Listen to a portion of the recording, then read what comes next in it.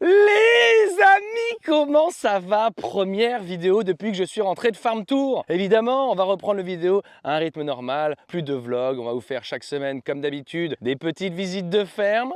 Peut-être même qu'il y a quelques surprises qui vont arriver, on verra plus tard. Et certainement, je vais vous faire une, deux, trois, peut-être certainement 4 vidéos par mois à ma ferme. Et celle-ci, c'est la première vidéo à ma ferme depuis qu'on est rentré de Farm Tour.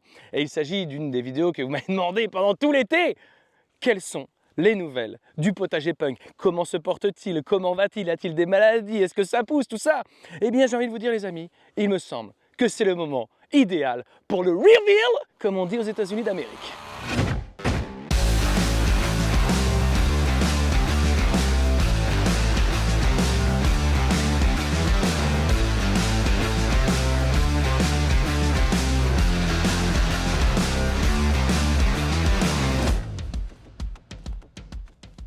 Tada!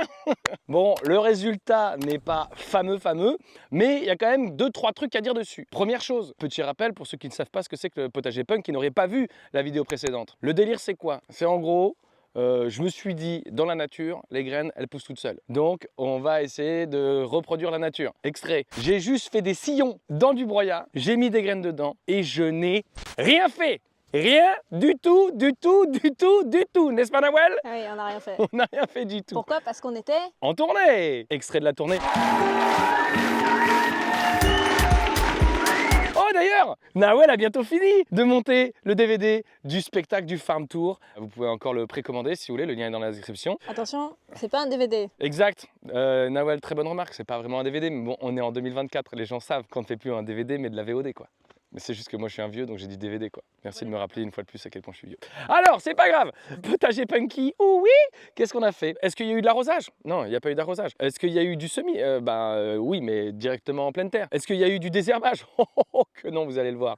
Bon, c'est quand même assez marrant de voir que de ce côté, clairement, ça a beaucoup moins poussé que de ce côté. Et ça, c'est intéressant. Pourquoi c'est intéressant? Parce que ça prouve que les graines, elles emmagasinent de la connaissance. Parce qu'en fait, les graines qui ont été plantées de ce côté-ci, là, c'est des graines que j'ai achetées ou qu'on m'a données, mais de semenciers directs, c'est-à-dire des graines que vous pouvez acheter dans le commerce. Alors que les graines qui ont vachement poussé, là, c'est les graines qui viennent de chez Fred de la Forêt d'Émeraude, qui m'a filé des graines et qui, lui, fait déjà du maraîchage sur broyat. Et donc, du coup, on voit bien que ces graines-là, elles ont vachement plus poussé que de l'autre côté parce qu'elles ont la mémoire du sol des années précédentes. Par contre, au milieu là,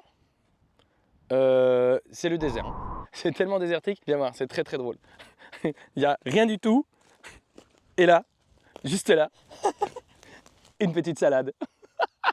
Et juste là, un petit géranium. Qu'est-ce qu'elle fout là toute seule cette salade? On ne sait pas. Après, il faut savoir que là, on tourne cette vidéo, on est la dernière semaine d'août. Je suis déjà venu récolter quelques fois 2-3 petits légumes. Voilà. Ah bon? Donc j'ai déjà mangé quelques salades. Ça c'est assez impressionnant parce que la salade d'habitude ça a besoin de beaucoup d'eau pour pousser. Et là il a fait chaud de ouf, il n'y a eu aucun entretien et on a pu récolter quelques salades et il continue d'en pousser comme celle-ci. Est-ce qu'elle va continuer à grossir et ça va me faire une salade cet hiver? J'en sais rien. Sinon on peut s'amuser à faire un petit tour, home tour comme ils font les gens là, dans les vidéos là. Allez viens, je te fais visiter mon penthouse de 3000 m² avec mon hélicoptère sur le toit. Là dans le milieu, parce qu'on était sur le milieu, j'ai littéralement un buisson de tomates. Il y a de la tomate nulle part, mais là il y a un buisson de tomates. Si, il y en a quelques-unes là. C'est marrant parce que pareil Fred il m'avait filé les graines en me disant C'est la meilleure de toutes les tomates que tu as jamais mangées. bon et le goût des tomates je sais pas, mais une fois de plus les graines de Fred elles poussent alors que les graines tu vois il y en avait des tomates là tout le long. Regarde t'as un pied là, lui c'est encore un bébé pied, t'en as un autre pied là, donc ça prouve bien que une fois de plus la semence elle a vraiment cette mémoire du sol, c'est super important quoi. Alors les maïs, j'ai envie d'en récolter un. J'ai l'impression de peler ça comme une banane. Oh là là. Plus j'avance dans le truc, plus c'est petit quoi. Est-ce que j'ai pas récolté beaucoup trop tôt? Y a-t-il vraiment un maïs? En fait, je vais me retrouver avec les mini épis maïs dans les boîtes de... Je vais pas citer la marque. Des petites conserves là. Oh! Bon, il est pas si mal. Il est pas si mal hein? Qu'est-ce que t'en penses de ce J'ai un maïs? plan pittoresque et bucolique de toi dans le maïs. Ah, j'adore les magnifique. plants pittoresques et bucoliques. Ah, tu pousses ça comme ça? Bah tu sais que c'est bon. Je peux goûter? On sent qu'il est trop jeune par contre. Tu trouves? Ouais, parce que ça a goût de chlorophylle un peu. Ah bon? Non? Moi je trouve ultra juteux. Mais je crois que les maïs doux, faut les récolter comme ça. Et après les laisser sécher. Est-ce que t'avais pas une petite fève, un petit pois là, j'ai vu tout à l'heure? T'as vu un petit pois toi? Là, le truc là qui dépasse. Ça là? Effectivement. Ça c'était une fève. Ça n'a pas trop marché hein, les fèves. Pourtant j'en ai planté plein. Là, c'est pareil, j'ai vu, il y avait des haricots. Parce que c'est là qu'on avait mis la mille-pas, tu te rappelles? Courge, maïs, haricots. Bah là, t'as les trois. T'as ton maïs, tes haricots qui poussent au sol, et là, t'as ta courge, là. On l'a faite. Tu vois, regarde, là, ça... Ah non, ça, c'est du liseron.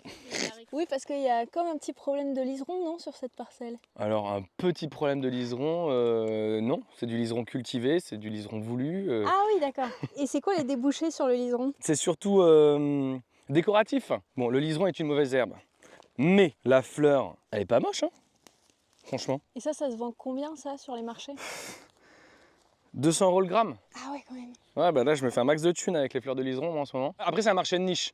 C'est-à-dire que tout le monde n'est pas prêt à acheter 200 € le gramme. Là, je viens de m'acheter une nouvelle Tesla avec ça. Hein. Ah putain. Je crois que je vais me reconvertir dans le Liseron. dans le liseron. Déjà, il y a un truc qui est rigolo, c'est quand on enlève ça. C'est trop beau, non? J'avoue, c'est trop beau. Et là, on peut manger des petites graines si on veut. Enfin, c'est les petits oiseaux qui vont manger surtout. Mais... Tu te rends compte que quand les gens ils me prennent des petites graines de tournesol, bah, c'est là-dessous. Alors, ça a quel goût? Bah, celle-là, elle est encore un peu trop verte. Mais là-bas, il y a un tournesol qui a séché. Je pense que les graines sont meilleures, regarde. Mais est-ce qu'il faut pas récolter les graines puis faire sécher? Oh non! Les graines, elles sèchent sur le tournesol. Là, si tu regardes en ce moment, tous les champs de tournesol, ils sont en train de sécher. Oh là là! Regarde la taille de ces graines, comme elles sont magnifiques. Regarde. Hop là! Hop.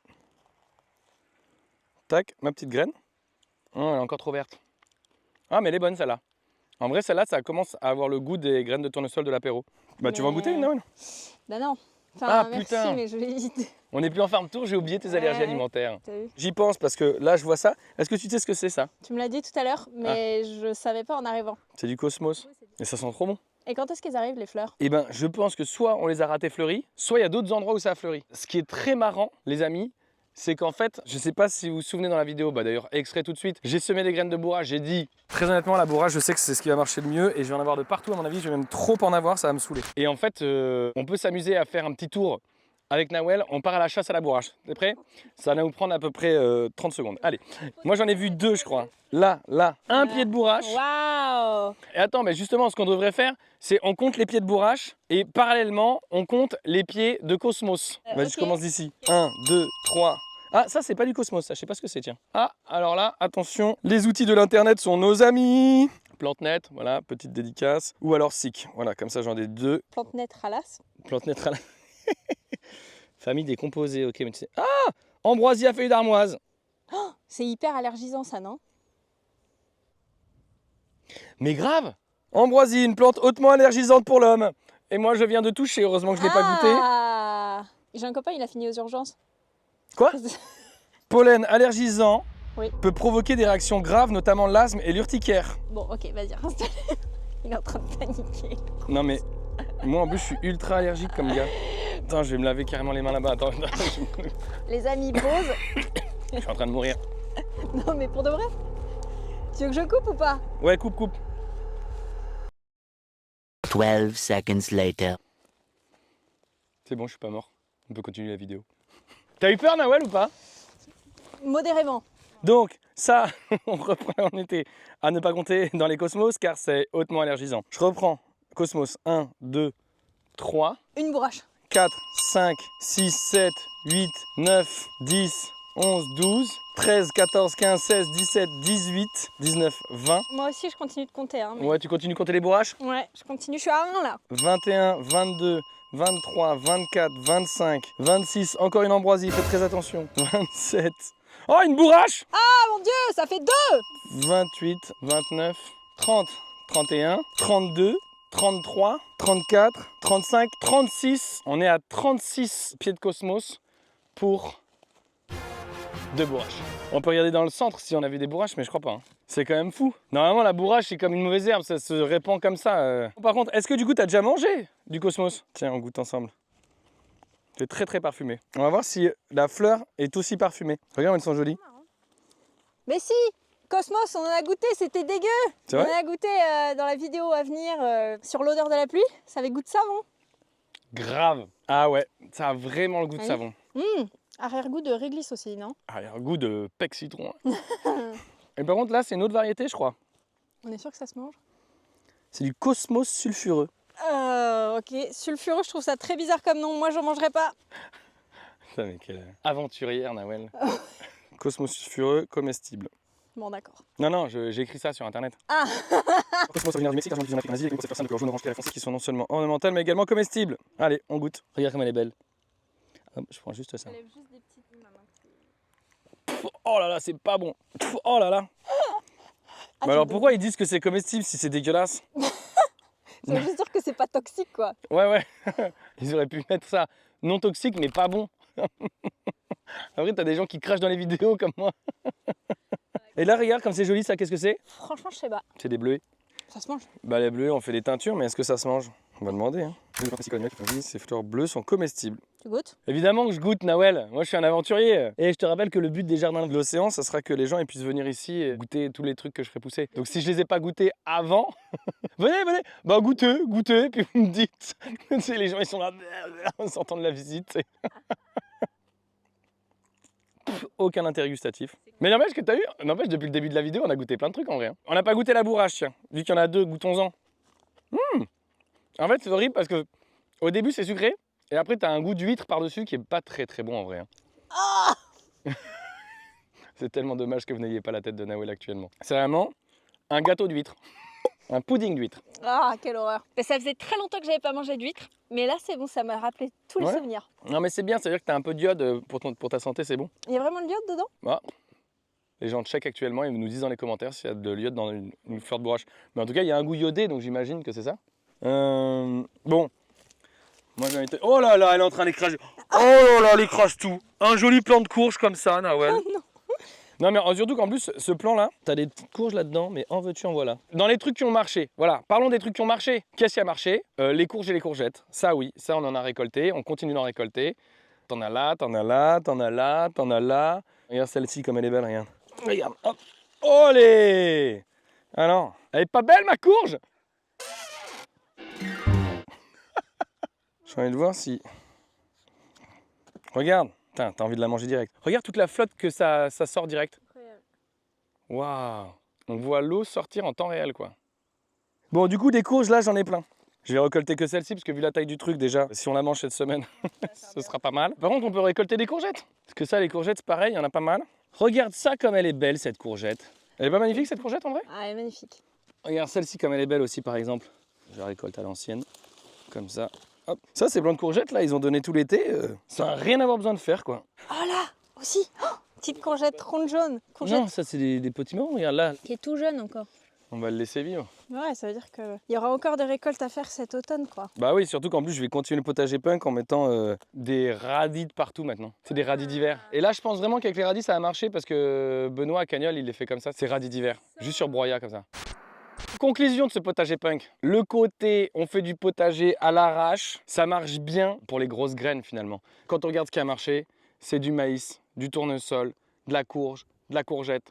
C'est des grosses graines qui savent se démerder assez facilement dans un broyat très grossier et qui arrive à survivre quoi. Après tout ce qui est petites graines, je ne sais pas si vous vous rappelez le nombre de salades que j'ai plantées, de choux, d'haricots. Enfin l'haricot c'est quand même une grosse graine, mais carottes, même les tomates elles ont essayé. Il y en a qui ont poussé mais ça n'a pas produit. Hein. Par contre, là, c'est vraiment du broyat à peine étalé. C'est-à-dire que normalement, ce genre de technique, comme le fait mon pote Fred à la forêt d'émeraude, il faudra absolument que j'aille vous faire une vidéo là-bas. Je ne sais pas si je trouverai le temps, mais on va essayer de le trouver. Bon, bah lui, il fait ça et en fait, le sol s'aggrade d'année après année et après, ça pousse tout seul puisque finalement, en dessous, ça va devenir du compost. Hein. Ça va vraiment devenir une bête de terreau en dessous et puis ça va marcher tout seul. Mais bon, sur une première année, potager punk, on comprend mieux pourquoi il y a des gens dont c'est le métier de faire ça proprement. En plan de faire ça proprement, on n'irait pas, pour terminer la vidéo, faire un petit tour dans le jardin de Tristan? Bonne idée. Ça pourrait être pas mal ça. Parce que bon, le jardin de l'océan, bon, il y a ma forêt jardin qui va arriver dès cet hiver. Mais Tristan, lui, à la ferme, il a déjà commencé à vendre des légumes, à vendre des œufs. Ça a plutôt bien marché pour lui. Hein.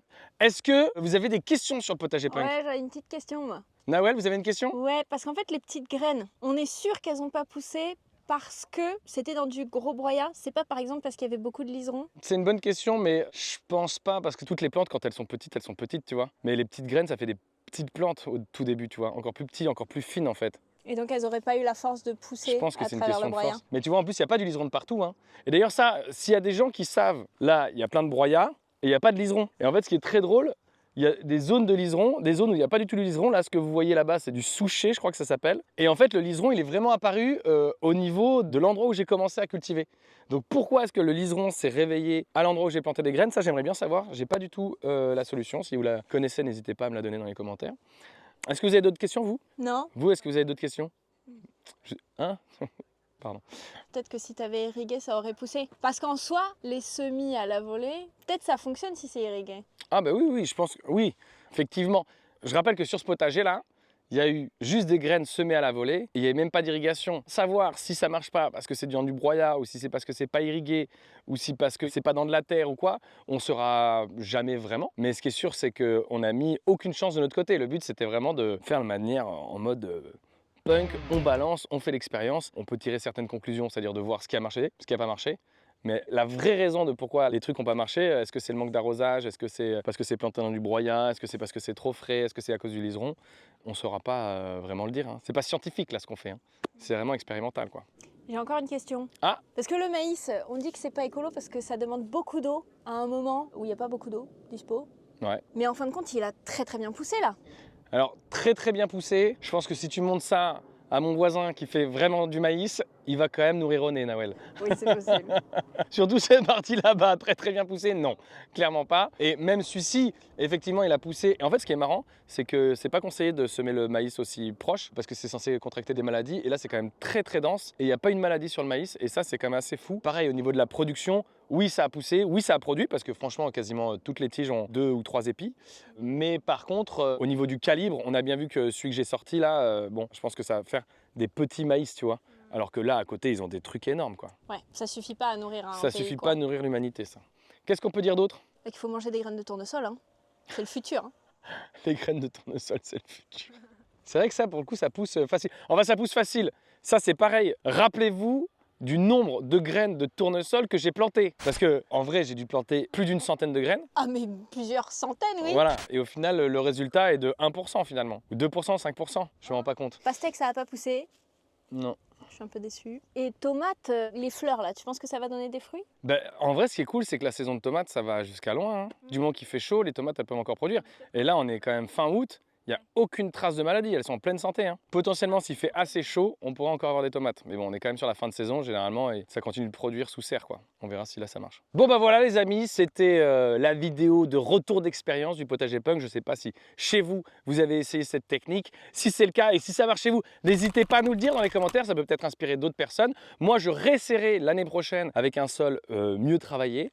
Pensez évidemment à vous abonner, à mettre un like, mettez un commentaire pour le référencement. Et puis là, bientôt, on va reprendre les nouvelles vidéos de visite de ferme et je vais pouvoir également vous vlogger tout ce qui se passe sur cette ferme parce que là, ça y est, ça commence vraiment les jardins de l'océan. Et d'ailleurs, comme je vous l'ai dit, il y a une partie qui a vraiment commencé, c'est la partie de Tristan, le maraîchage au jardin de l'océan. Et donc, je vous quitte sur des petites images de la partie maraîchage. Allez, ciao! Nicolas a oublié de vous le dire, mais il faut aussi activer la cloche s'il vous plaît. Merci.